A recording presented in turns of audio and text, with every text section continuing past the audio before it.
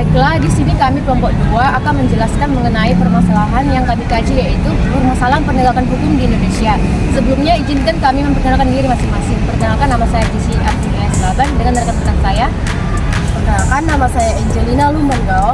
Perkenalkan, nama saya Anissa Yusuf Putri. Perkenalkan, nama saya Romina Lumbanggao. Perkenalkan, nama saya Putri Paulina Sembiring. Selamat menyaksikan. Baiklah, di sini kelompok kami akan mengangkat judul yaitu penegakan hukum di Indonesia. Penegakan hukum di Indonesia adalah proses yang sangat penting untuk memastikan bahwa semua peraturan dan undang-undang yang telah ditetapkan dapat diterapkan dan dijalankan dengan baik dalam kehidupan sehari-hari masyarakat. Proses ini mencakup berbagai langkah, mulai dari pembuatan undang-undang oleh lembaga legislatif, pengawasan dan penegakan oleh aparat penegak hukum, hingga pelaksanaan keputusan pengadilan. Tujuan utama dari penegakan hukum adalah untuk mewujudkan keadilan, menjaga ketertiban, dan melindungi hak-hak setiap individu, sehingga masyarakat dapat hidup dengan aman dan tentram. Dalam konteks Indonesia, penegakan hukum tidak hanya berkaitan dengan penerapan hukum positif, tetapi juga harus mempertimbangkan nilai-nilai yang hidup di masyarakat.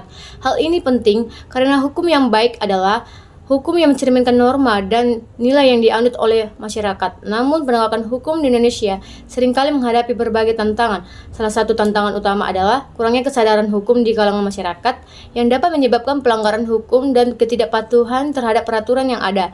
Selain itu, integritas dan profesionalisme aparat penegak hukum juga menjadi faktor kunci dalam penegakan hukum.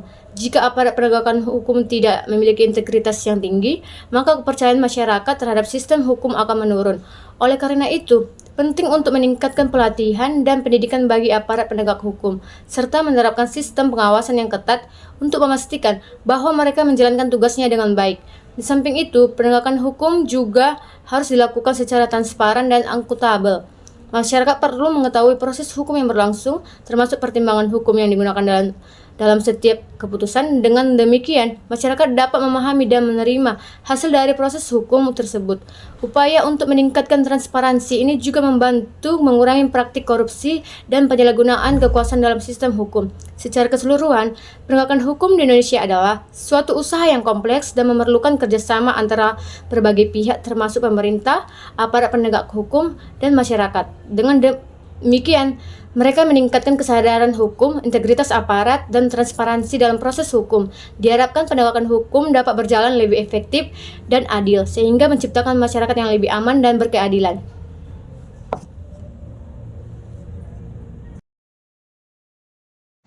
Baiklah, perkenalkan, nama saya Robintang Lumban Batu.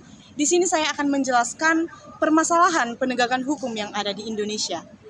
Permasalahan hukum adalah kondisi yang mencerminkan adanya ketidaksesuaian, ketidakadilan, dan kelemahan dalam sistem hukum, baik dalam aspek pembuatan, penerapan, maupun penegakannya. Permasalahan ini dapat timbul akibat aturan hukum yang tidak jelas, tumpang tindih, atau tidak relevan dengan kebutuhan masyarakat. Penegakan hukum di Indonesia menghadapi berbagai tantangan dan permasalahan yang cukup kompleks. Beberapa permasalahan utama dalam penegakan hukum di Indonesia antara lain, salah satu masalah besar dalam penegakan hukum di Indonesia adalah lamanya proses peradilan. Hal ini disebabkan oleh banyaknya kasus yang menumpuk, kurangnya sumber daya, serta prosedur yang rumit. Banyaknya peraturan yang tumpang tindih atau tidak jelas juga menjadi kendala dalam penegakan hukum. Ketidaksesuaian antara hukum positif dan kebijakan yang ada terkadang membuat hukum sulit diterapkan secara konsisten. Polri, jaksa, dan hakim sering terlibat dalam praktik korupsi, baik dalam bentuk suap maupun gratifikasi. Hal ini membuat hukum tidak diterapkan secara adil dan merugikan masyarakat dan mengurangi kepercayaan publik terhadap sistem hukum. Beberapa aparat hukum atau pejabat negara juga terkadang menyalahgunakan kekuasaannya untuk melindungi kepentingan pribadi atau golongan tertentu, sehingga hukum menjadi tidak objektif. Masyarakat yang tidak memiliki sumber daya finansial seringkali kesulitan untuk mengakses keadilan. Biaya yang tinggi dalam memperkara serta kurangnya bantuan hukum bagi masyarakat miskin menjadikan mereka terpinggirkan dalam proses hukum. Terdapat bias dalam penegakan hukum yang terkait dengan status sosial, ekonomi, etnis, ataupun kekuasaan. Perkenalkan, nama saya Putri Paulina Sembiring.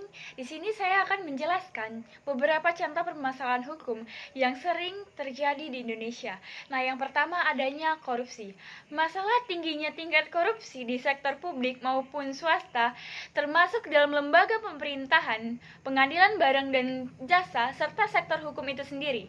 Nah, dampaknya mengurangi kepercayaan masyarakat terhadap pemerintah, menghambat pembangunan, dan memperparah ketimpangan ekonomi. Nah, yang kedua, adanya pelanggaran hak asasi manusia atau yang disebut dengan HAM. Masalahnya, kasus pelanggaran hak asasi manusia seperti penyiksaan, penghilangan paksa, dan keterbatasan kebebasan berpendapat.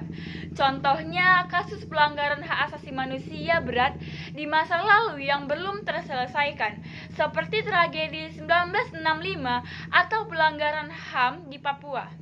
Kemudian dampak yang ditimbulkan adalah menciptakan rasa ketidakadilan, memperburuk hubungan antara kelompok, dan citra buruk di mata dunia internasional.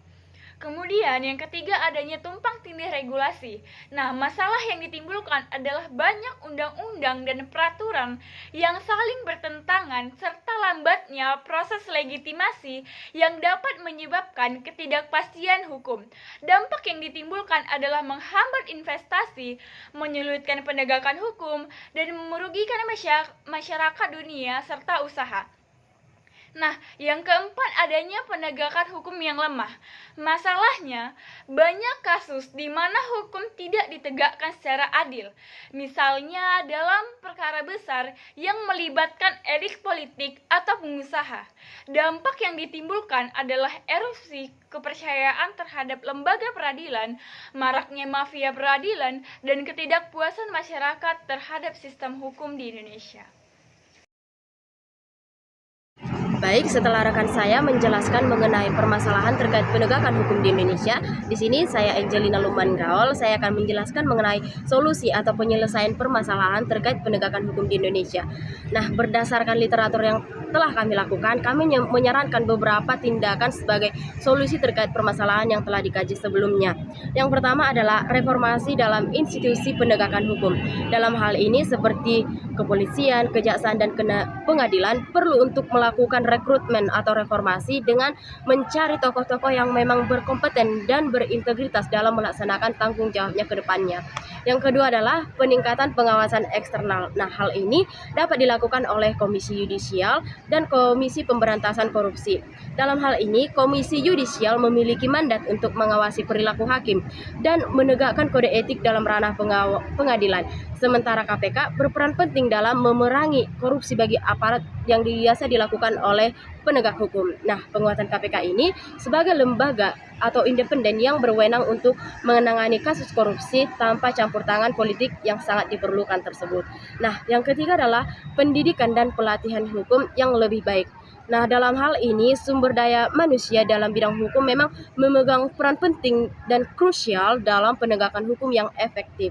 Nah, oleh karena itu, pendidikan hukum dapat dilakukan dengan pengembangan kurikulum maupun praktik dalam pembelajarannya. Nah, selain itu, pelatihan pemberlanjutan juga sangat penting untuk aparat penegak hukum, baik kepolisian, kejaksaan, dan pengadilan, supaya mereka dapat mengembangkan keterampilan yang relevan, terutama dalam hal menangani kasus yang semakin kompleks di era digital saat ini. Nah, yang keempat adalah pemberantasan korupsi. Nah, korupsi merupakan salah satu penyakit yang tidak lain lagi dalam aparat penegak hukum. Nah, kasus suap, kolusi, nepotisme atau yang kita kenal dengan KKN merupakan kerap kali menghambat keadilan dan menciptakan ketidakpercayaan publik terhadap para penegak hukum. Untuk itu, pemberantasan korupsi harus dilakukan secara menyeluruh, mulai dari aparat penegak hukum itu sendiri hingga pejabat tinggi di pemerintahan. Kemudian penerapan sistem digital dan teknologi yang seperti kita ketahui saat ini sangat mendukung dalam pemberantasan korupsi tersebut. Yang kelima adalah transparansi dan akuntabilitas. Nah, transparansi ini sangat penting untuk menciptakan keadilan dalam penegakan hukum. Nah, proses hukum yang terbuka dan transparan bagi publik akan mencegah terjadinya praktik manipulasi atau penyalahgunaan kekuasaan bagi aparat penegak hukum. Argumen kami ini, tindakan-tindakan yang kami lakukan ini semakin diperkuat dengan pasal 27 ayat 1 Undang-Undang Dasar tahun 1945 yang menyatakan bahwa segala warga negara bersamaan kedudukannya di dalam hukum dan pemerintahan wajib menjunjung hukum dan pemerintahan itu dengan tidak ada kecualinya. Nah, pernyataan ini mengandung makna mendalam di mana semua warga negara Indonesia tanpa memandang latar belakang sosial, ekonomi, budaya, agama, kemudian memiliki hak dan kewajiban yang sama di mata hukum. Artinya, hukum harus berlaku adil dan merata untuk setiap individu dan warga negara tanpa adanya diskriminasi. Nah, selain itu, pasal 27 ayat 1 ini juga mengandung kewajiban bagi warga negara yang menjunjung tinggi untuk mendukung penegakan hukum dan pemerintahan yang sah. Hal ini bertujuan untuk menjaga ketertiban, keadilan, dan stabilitas dalam kehidupan bernegara. Baik, di sini saya akan menjelaskan di bagian kesimpulan, yaitu tentang permasalahan penegakan hukum yang terjadi di Indonesia, yang dimana permasalahan hukum yang terjadi di Indonesia adalah hasil dari berbagai ketidakseimbangan dalam sistem hukum, baik dalam hal perbuatan, penerapan maupun penegak hukum. Berbagai masalah seperti korupsi yang merajalela, pelanggaran hak asasi manusia, dan kesenjangan akses keadilan terutama bagi kelompok miskin dan rentan disebabkan oleh ketidaksengajaan regulasi, tumpang tindih undang-undang, dan lemahnya penegakan hukum. Budaya korupsi, penyalahgunaan wewenang, dan diskriminasi yang menghambat penerapan hukum memperburuk ketimpangan ini. Akibatnya, sistem hukum seringkali gagal dalam mencapai tujuan utamanya, yaitu menciptakan keadilan, ketertiban, dan perlindungan bagi semua lapisan masyarakat. Korupsi melanda berbagai sektor termasuk lembaga pemerintah, sektor swasta, dan institusi hukum itu sendiri. Hal ini tidak hanya merusak integrasi sistem hukum, tetapi juga menghambat pertumbuhan ekonomi dan memperburuk ketimpangan. Selain itu, ketidakpastian hukum yang menghambat investasi dan penegakan hukum sementara, pelanggaran HAM seperti penyiksaan dan penghilangan paksa dan pemberantasan kebebasan. Baiklah, terima kasih. Sekian pemaparan materi dari kami. Terima kasih. Bye.